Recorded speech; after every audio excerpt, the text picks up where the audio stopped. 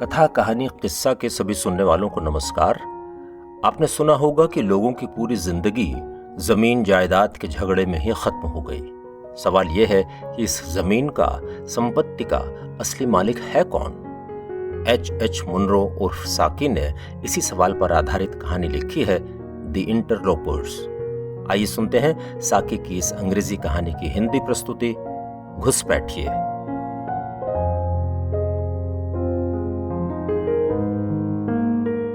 सर्दियों की रात थी। कॉर्पेथियन पर्वत श्रृंखला की उत्तरी ढलानों पर फैले मिश्रित वन में एक आदमी अपनी बंदूक लिए चुपचाप खड़ा हुआ था। वो इधर उधर देख रहा था और कुछ सुनने की कोशिश कर रहा था। उसे देखकर ऐसा लगता था कि वो किसी के इंतजार में है। वो सोच रहा था कि जैसे ही वो उसे दिखाई देगा, वो उसे अपनी बंदूक के दायरे में ले आएगा। लेकिन वो आदमी जिस शिकार को करने के लिए बेचैन था, वो गैर कानूनी था। उल्रिश फॉन ग्रेटविट्स नाम का यह आदमी रात के अंधेरे में जंगल के अंदर किसी जानवर का नहीं, बल्कि एक आदमी का इंतजार कर रहा था जो उसका पक्का दुश्मन था। उल्रिश फॉन ग्रेटविट्स का यह जंगल दूर तक फैला हुआ था और इसमें शिकार करने के लिए जंगली जानवरों की भरमार थी। जंगल की इस जमीन का यह इलाका जानवरों की उपलब्धता के लिए उतना प्रसिद्ध नहीं था जितना इससे जुड़े हुए झगड़े के लिए जाना जाता था। उल्रिश अपनी सभी संपत्तियों में इस इलाके की रक्षा के लिए सबसे ज्यादा चिंतित रहता था। उसके दादाजी ने मुकदमा करके इस जंगल को पड़ोस के छोटे किसान के गैर कानूनी कब्जे से छुड़ा लिया था। मुकदमे में जो पार्टी हारी थी, उसने कभी कोर्ट के फैसले को सही नहीं माना। यही वजह थी कि जंगल के इस इलाके में अवैध शिकार और छिटपुट घटनाओं के कारण दोनों परिवारों के बीच आपसी रंजिश चल रही थी। पिछली 3 पीढ़ियों से यह झगड़ा दोनों परिवारों के बीच हो रहा था। परिवारों के बीच चल रही ये रंजिश उस समय व्यक्तिगत हो गई जब उल्रिश अपने परिवार का मुखिया बना।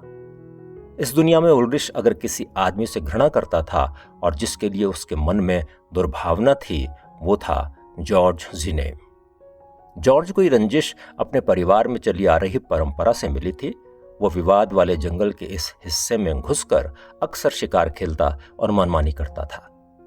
दोनों परिवारों की रंजिश शायद कम भी हो जाती या खत्म हो सकती थी अगर इन दोनों पुरुषों के बीच चल रहा व्यक्तिगत बैर सुलझा लिया जाता। जब वो लड़के ही थे, तभी से एक दूसरे के खून के प्यासे हो गए थे। वयस्क होने के बाद वो भगवान से यही प्रार्थना करते थे कि किसी भी तरह हो सामने वाले का बुरा हो जाए।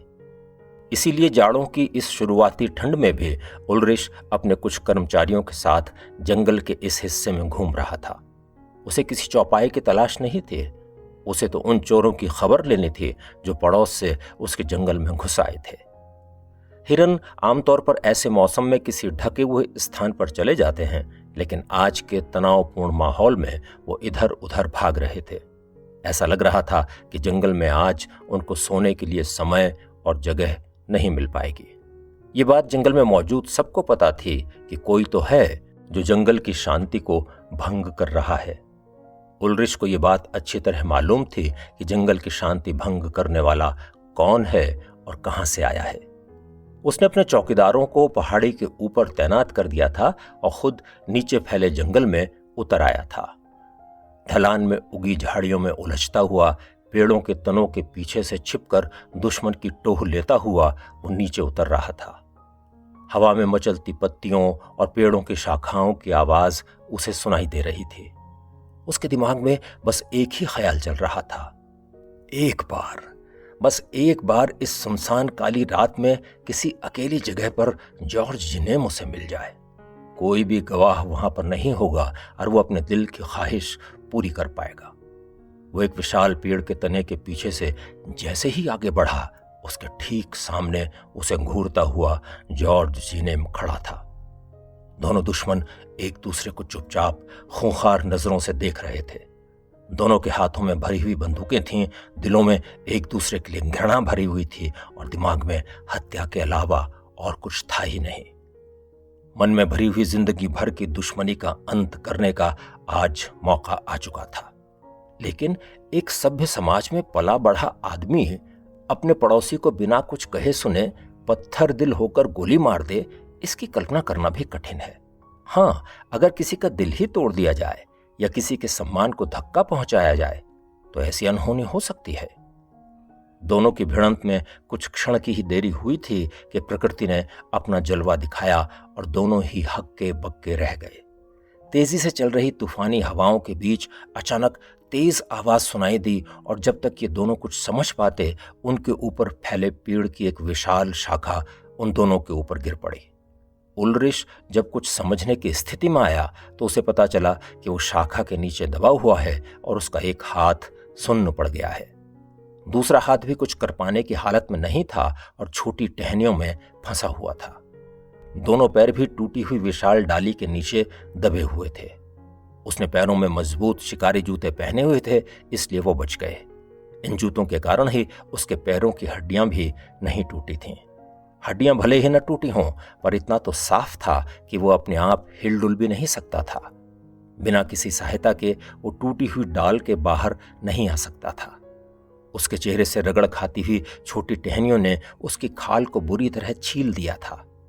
उसने महसूस किया कि उसकी आंख में खून आ गया है। उसने पलक झपक कर खून को आंख से हटाना चाहा ताकि वो पूरे हादसे को सही ढंग से समझ सके। उसकी एकदम बगल में पेड़ की डाल के नीचे ही जॉर्ज जिनेम भी दबा हुआ था। वो जिंदा था और शाखा के नीचे से बाहर आने के लिए छटपटा रहा था। उनके चारों तरफ टूटी हुई डालियों, लकड़ी के टुकड़ों, पत्तियों और तिनकों का ढेर लग गया था। उल्रिश को बच जाने पर राहत तो महसूस हुई, पर वो खींच भी रहा था। उसके दिमाग में ऊपर वाले का शुक्रिया अदा करने की बात चल रही थी, लेकिन होठों से गालियां निकल रही थीं। जॉर्ज जिनेम की आंखों में खून घुस जाने के कारण वो लगभग अंधा हो गया था। कुछ देर के लिए आजाद होने के अपने संघर्ष को उसने रोक दिया और फिर अचानक हंस पड़ा। वो कठोर आवाज में बोला, तुम्हें तो मर जाना चाहिए था, लेकिन तुम बच गए। फंसे हुए तो अभी भी हो, बुरी तरह फंसे हुए। उल्रिच फॉन ग्रेटविच, तुम चिराए हुए जंगल में अपने ही जाल में फंस गए हो। तुम्हारे साथ बिल्कुल सही न्याय हुआ है। इतना कहकर वो मजाक उड़ाते हुए फिर हंसने लगा। उल्रिच ने कहा, मैं अपने जंगल में अपनी ही जमीन पर फंसा हूं। जब मेरे लोग हमें छुड़ाने आएंगे तो तुम सोचने पर मजबूर हो जाओगे कि तुम दूसरे के जंगल में चोरी से शिकार करते हुए न पकड़े जाते तो कितना अच्छा होता। शर्म आनी चाहिए तुम्हें। जॉर्ज कुछ देर शांति के साथ बैठा रहा और फिर उसने कहा, क्या तुम्हें लगता है कि तुम्हारे लोग जल्दी ही हमें छुड़ा पाएंगे? मेरे साथ भी आज कुछ लोग आए थे जो एकदम मेरे पीछे थे। मुझे लगता है मुझे ढूंढते हुए वो पहले आएंगे। वो मुझे इन शाखाओं के नीचे से खींचकर बाहर निकाल लेंगे। हो सकता है अपनी बेवकूफ़ी में मेरे ऊपर की लकड़ियों और टहनियों के ढेर को भी तुम्हारे ही ऊपर डाल दें। तुम्हारे आदमियों को तुम्हारी लाश ही मिलेगी और कुछ नहीं। फिक्र मत करो, तुम्हारे परिवार को मैं सांत्वना के 2 शब्द जरूर भेज दूंगा। उल्रिच गुस्से में बोला, तुम्हारी ये बातें मुझे याद रहेंगी।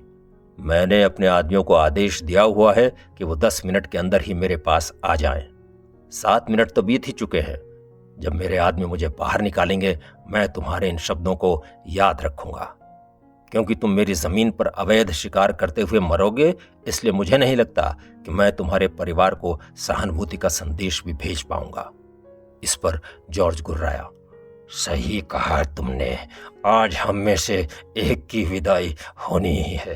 तुम्हारे और मेरे बीच आज और कोई नहीं आएगा। उल्रिच फॉन ग्रेटविच, लानत है तुम पर। तुम्हारा मरना आज तय है।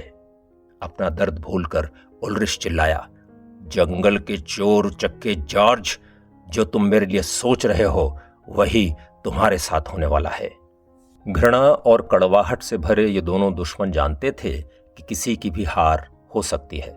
उन्हें पता था कि उनके आदमी आसानी से उनके पास तक नहीं पहुंच पाएंगे। दोनों का भाग्य पूरी तरह से इस बात पर निर्भर करने वाला था कि किसके आदमी पहले अपने मालिक को ढूंढ निकालते हैं। दोनों ही अब तक थक चुके थे और पेड़ की शाखा से बाहर निकलने का प्रयास वो अब नहीं कर रहे थे।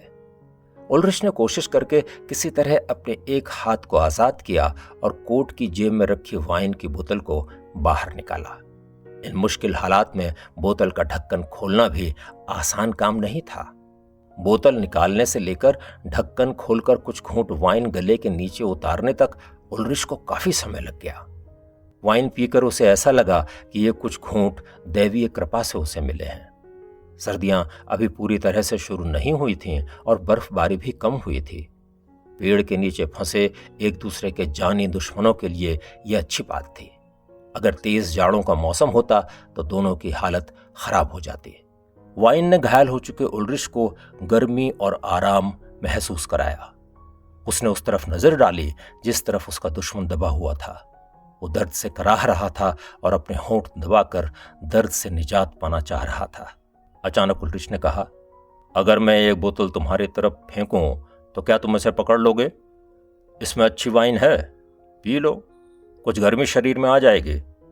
फिलहाल वाइन पी लेते हैं, वैसे भी हम में से एक को तो आज रात मरना ही है। जॉर्ज ने कराहते हुए कहा, नहीं, मैं कुछ भी नहीं देख पा रहा हूं, मेरी आंखों पर खून जम गया है और फिर मैं अपने दुश्मन की वाइन बिल्कुल नहीं पीऊंगा। उल्रिश कुछ देर चुपचाप पड़ा रहा और तेज चल रही हवा की आवाज को सुनता रहा। उसके दिमाग में एक विचार धीरे धीरे पनप रहा था। जितनी बार वो कुछ ही दूरी पर पड़े अपने दुश्मन की कराह और छटपटाहट को सुन रहा था, ये विचार उतनी ही तेजी से ताकतवर होता जा रहा था। इसी दर्द और कष्ट को महसूस कर रहे उल्रिश के दिमाग से पुरानी दुश्मनी की भावना हल्की पड़ती जा रही थी। उल्रिश बोला, अरे भाई मेरे पड़ोसी, अगर तुम्हारे आदमी पहले आ गए तो तुम्हारी जो मर्जी आए करना। ऐसा ही तो तुम कुछ कह रहे थे, लेकिन मैं अपना विचार बदल चुका हूं। अगर मेरे साथी पहले आते हैं तो मैं उनसे कहूंगा कि तुम मेरे मेहमान हो और वो तुम्हें पहले बाहर निकालें। सोचता हूं जंगल की इस संकरी सी पट्टी के लिए हम जिंदगी भर एक दूसरे के खून के प्यासे रहे। इस जगह पर तो हवा की वजह से पेड़ भी सीधे खड़े नहीं हो पाते और हम राक्षसों की तरह झगड़ रहे थे। आज यहां इस पेड़ के नीचे दबे हुए मैं सोच रहा हूं, सच में हम कितने मूर्ख थे। जमीन की सीमाओं के लिए हम लड़ मरे। अरे जीवन में और भी बहुत कुछ है करने के लिए। मेरे पड़ोसी भाई, अगर तुम पुराने झगड़ों को अभी खत्म करने के इच्छुक हो तो मैं अपनी तरफ से दोस्ती का हाथ बढ़ाता हूं। जॉर्ज जेनिम शांत पड़ा हुआ था। उल्रिश ने सोचा कि शायद वो अपने घावों के कारण बेहोश हो गया है। तभी जॉर्ज ने हल्के से अटक अटक कर बोलना शुरू किया, अगर मैं और तुम बाजार के चौराहे पर साथ साथ जाएंगे तो लोग कितने आश्चर्य से हमें देखेंगे। इस समय जिंदा किसी भी आदमी ने जेनिम और उल्रिश फॉन ग्रेटविट्स की दोस्ती नहीं देखी होगी। अगर आज रात हम अपने झगड़े खत्म कर दें तो जंगल के आसपास रहने वालों के लिए कितनी शांति हो जाएगी। अगर हम अपने लोगों के साथ शांति से रहने लगेंगे तो किसी बाहर वाले की क्या हिम्मत कि वो घुसपैठ कर सके। तुम सिल्वेस्टर नाइट में मेरे घर पधारोगे और मैं किसी दूसरे मौके पर तुम्हारे यहाँ दावत का मजा लेने आऊंगा। मैं तुम्हारी जमीन पर एक भी गोली नहीं दागूंगा। जब तुम मेरे घर आओगे तो हम दलदल वाले इलाके में जाएंगे और मुर्गाबियों का शिकार करेंगे। अगर हम लोग शांति से रहने का इरादा कर लें तो किसी की क्या मजाल कि वो कुछ गड़बड़ कर सके। मैंने जिंदगी भर तुम्हारे साथ दुश्मनी और घृणा के अलावा और कुछ सोचा ही नहीं, लेकिन मुझे ऐसा महसूस होता है कि आज इस आधी रात में मेरा इरादा भी बदल गया है। तुमने मुझे अपनी वाइन पीने का न्योता दिया। उल्रिच फॉन ग्रेटविट्स, मैं भी तुम्हारा दोस्त बनना चाहता हूं। कुछ देर के लिए दोनों ही पड़ोसी खामोश हो गए। वो दोनों ही सोच रहे थे कि अगर वास्तव में वो दोस्त बन गए तो उनके जीवन में कितनी शांति आ जाएगी। सर्द और उदास रात में पेड़ की पत्तियों से टकराकर बह रही हवा के थपेड़े झेलते हुए वे दोनों पेड़ की शाखाओं तले दबे अपने लोगों का बेसब्री से इंतजार कर रहे थे।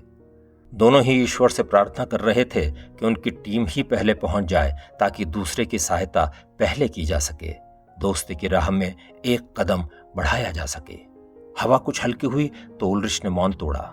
हमें सहायता के लिए जोर से चिल्लाना चाहिए, हो सकता है कि कोई हमारी आवाज सुन ले, जॉर्ज ने कहा। घने पेड़ों और झाड़ियों के बीच हमें ढूंढ पाना उनके लिए आसान काम नहीं होगा, लेकिन सहायता के लिए चिल्लाने में कोई हर्ज नहीं है। दोनों जोर जोर से चिल्लाने लगे। चुप होने के बाद जब उन्हें कुछ देर तक कुछ भी नहीं सुनाई दिया तो वो फिर से सहायता के लिए चिल्लाने लगे। तभी उल्रिच ने कहा, मुझे लगता है कि मैंने कुछ सुना है। जॉर्ज ने जवाब में अपनी थकी हुई आवाज में कहा, इन कमबख्त हवाओं की आवाज के अलावा मुझे और कुछ भी सुनाई नहीं दे रहा है। कुछ मिनट तक सन्नाटा छाया रहा। अचानक उल्रिच खुशी से चिल्लाया, मुझे जंगलों के बीच में से आता हुआ कोई दिखाई दे रहा है। वो उसी रास्ते से आ रहे हैं जिससे मैं आया था। दोनों ही घायलों ने जोर से चिल्लाने में अपनी पूरी ताकत लगा दी। उल्रिच बोला, उन्होंने हमें सुन लिया है, वो नीचे की तरफ आ रहे हैं। जॉर्ज ने पूछा, वो कितने लोग होंगे? उल्रिच बोला, साफ साफ तो नहीं दिख रहा, लेकिन लगता है 9 या 10 लोग होंगे। जॉर्ज बोला, अगर इतने हैं तो तुम्हारे ही लोग होंगे, मेरे साथ तो 7 ही लोग थे। उल्रिच खुशी से बोला, वो तेजी से नीचे आ रहे हैं, बहादुर लड़के हैं। जॉर्ज ने उत्सुकता से पूछा, क्या वो तुम्हारे साथी हैं? उल्रिच की तरफ से कोई जवाब न मिलने पर उसने दोहराया, क्या वो तुम्हारे साथी हैं? उल्रिच बेवकूफों की तरह हंसने लगा। उसकी हंसी उसके अंदर गहराई में छिपे हुए किसी डर के कारण निकल रही थी। वो बोला, नहीं, वो मेरे साथी नहीं हैं। जॉर्ज अपनी आंखों को मलते हुए देखना चाह रहा था कि वो लोग कौन हैं। उसने पूछा, अगर तुम्हारे साथी नहीं हैं तो कौन हैं? उल्रिच ने सर्द आवाज में कहा, वो भयानक जंगली भेड़िए हैं।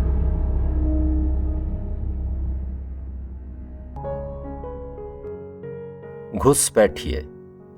अभी आप H.H. मुनरो की अंग्रेजी कहानी द इंटरलोपर्स की यह हिंदी प्रस्तुति सुन रहे थे। कहानी और कथाकार के बारे में आप और अधिक जानना चाहते हैं तो डिस्क्रिप्शन में देख सकते हैं।